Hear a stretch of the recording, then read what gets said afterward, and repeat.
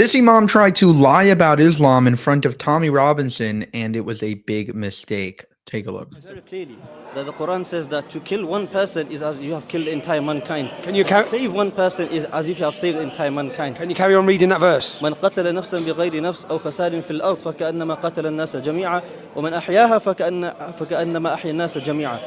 Can I translate what you said? Unless they cause mischief and they must have their hands and feet cut off and exiled from the land. I knew you was from Britain and I see you. I've seen you a lot, mate. How are you? I'm fine. How are you? I'm good, man. I'm good. Nice to meet you. What's your name? My name's Umair. Omar. Yeah. Omar, we're obviously in Jerusalem. Yep. We're just understanding the complexity of the Jewish side and the Muslim side. Yeah. What's your view as a British Muslim on State of Israel?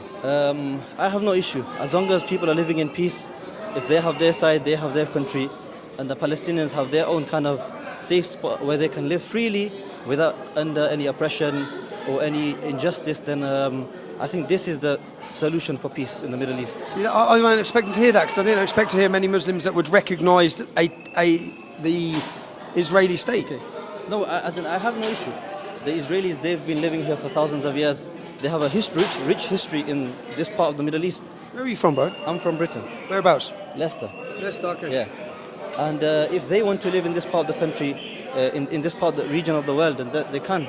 But what the issue of the mainly Muslim majority population is, as long as they live in peace together, as long as there's not this oppression and injustice taking place, then we have no problem. What would you say if you look at throughout Muslim history, you'll see that when the Crusaders came, then Jewish people expelled from Jerusalem. But when the Muslims ruled, then the Christians, Muslims, and Jewish people lived in peace and harmony. As long as they paid the jizya. Of course, as long as they pay the tax, which we live in Britain. As long as they were subjugated. No, as long as they live freely.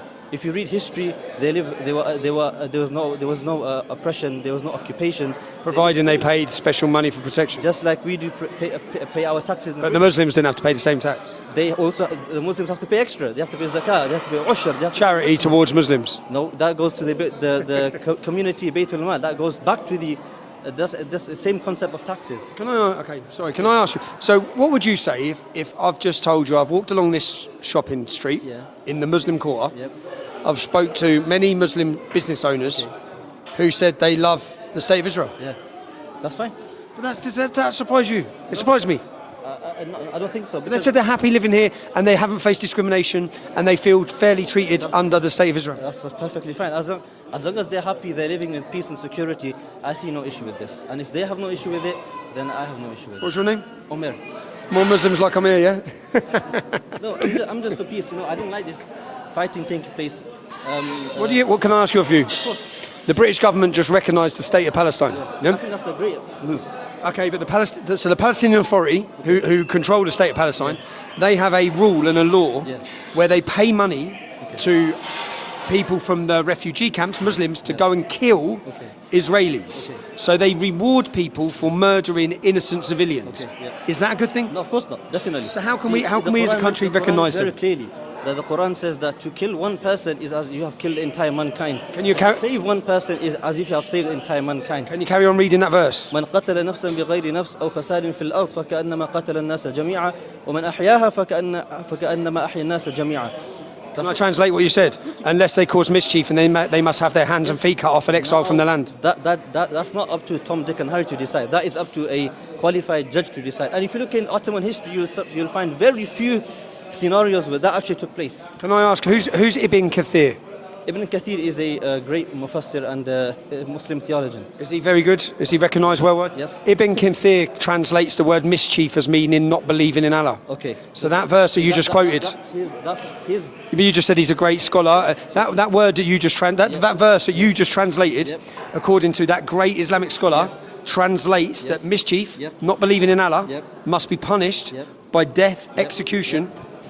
That's his opinion. Now, if you just said he's a great Islamic scholar, yeah? He's one of the most renowned in the world. That doesn't mean I have to agree with everything he says. As for example, but do you understand why we have a problem when a million? As a human being, I don't agree with the majority of your views. But that doesn't mean I don't support your journalism. That doesn't mean I agree with the work that you are doing.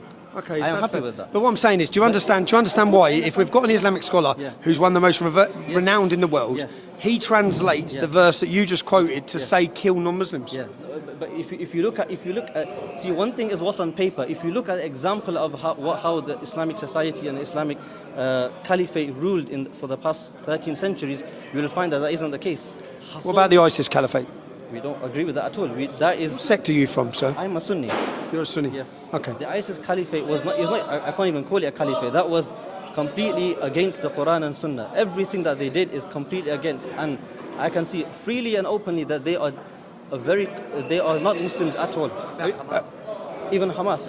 Hamas, they some of the teachings that they propagate and some of the things they have carried out is against Muslim teachings. Are you an imam? Yes, I am an imam. At a mosque in Leicester? Nottingham. In Nottingham? Yes. Okay. Interesting chat, bro. And I follow you on social media quite a lot, and I applaud do you- you for your patriotism. But unfortunately, I think that you have maybe got the wrong picture and the wrong version of Islam. And I've watched your podcast. I know you have Muslim friends in growing up in Luton, and I think the area where you have grown up in was mainly is it Pakistani Kashmiri Muslims. Pakistani Kashmiri. And then Are you Indian? Yes, I am. Deoband? Gujarati. Yes. Deobandi? And you will notice that the Gujaratis, Deobandis, generally they are more kind of welcoming, and they are less inclined to this kind of violence and sectarianism. What about Tablighi Jamaat, the mosque? Yes, That's your main mosque? No, I'm not part of the group, but I know people that are part of the group. Okay. What do you think about Ali Dawa and people like Ali Dawa? People like them, I don't really have any inclination towards those kind of people. I don't really agree what they kind of do. You know, going out to the streets and forcing people and, you know, being aggressive. I've seen some of his videos. He can be quite aggressive. That kind of approach, I'm more of a gentle person. I like talking to people. What about his ideology? What do you believe? I don't. What in terms of? In terms of He's a Muslim. I'm Muslim. Do you know, like, let me ask you. So say, like, for example, in your perfect society, yours, Yes. forget Britain, Yeah. what you would love to see for the whole world or your country or where you live, what should, in that nation, what would you put the legal age for sex as? I'm not a legislator. I'm not familiar with the law, so I can't give an answer to that question. No, in your society, if you could govern society, you're an imam, in your ideal society, what would the rules be around? There's no specific age.